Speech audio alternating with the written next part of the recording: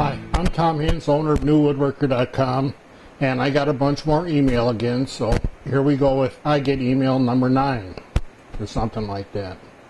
And before we get started, I know I need a haircut. Get over it. This emailer is letting me know that the internet is public airspace, and maybe he knows something I don't. His email says, you cannot pick and choose the tools that you want to review and leave the others out. The internet is public airways, so by law, you have to review all possible tools, not just one. Everyone knows that you get all these tools for free, so you have no excuse other than your holier-than-us attitude to not include the tools you like and not the ones that we want. I'll be waiting. I replied, well, stop sitting around and tell all those tool companies that give me all these tools to give me all those tools so I can review all of them like your law requires. Haven't heard nothing back from him. Then we get another email from a guy whose wife doesn't understand him. This fellow thinks that he needs help with his wife. He writes, I need help figuring out how to make my wife think that my woodworking is a good thing for her. Every time I bring home a new tool, she makes me sleep on the couch. How can I convince her that having these tools is good for us and get me back in the bedroom, if you know what I mean? I replied, I think it's best to just go ahead and admit that women remain to be somewhat of a mystery to me. We should get that clear up front. But I do know just enough to know that helping you is not a good thing for me. But it made me wonder, and I asked him, I said, it makes me wonder about you asking me something like this. Do you ask your psychiatrist about woodworking? And he replied with something very telling. He says, why would I ask my psychiatrist about woodworking? She's a woman too. Yeah, this boy's in trouble. I replied, I got nothing, but I think you should be careful and not ticking off your psychiatrist too much because you're going to need her for a long time to come.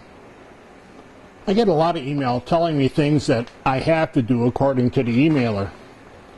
This email demands that I update a tool review to reflect the emailer's point of view.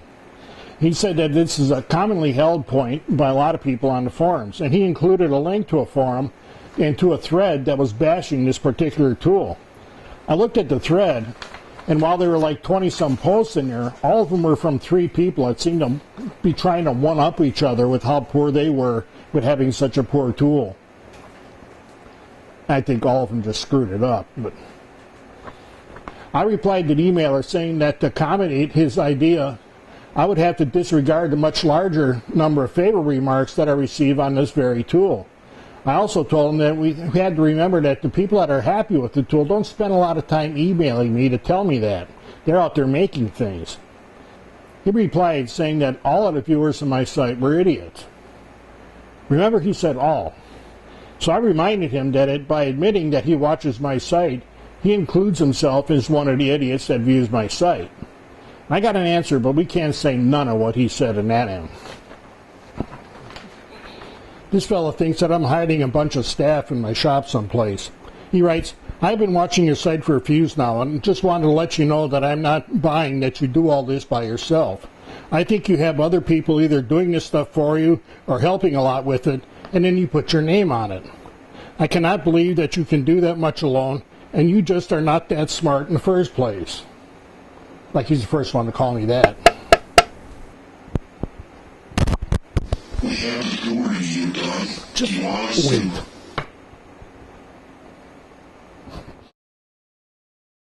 This guy noticed that I added a little background music to the beginning and ends of some of my product reviews and video tutors. And he writes saying, it's illegal to use music in videos without giving credit to the person who recorded it. Big exclamation points.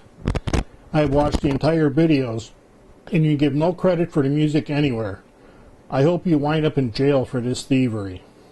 And I replied, I think you're right. If I had stolen the music, I probably could go to jail. But there's at least one good reason about why I'm not going to go to jail and why this is all totally legal. And I'm sure a legal mind as sharp as yours can figure this out sooner or later.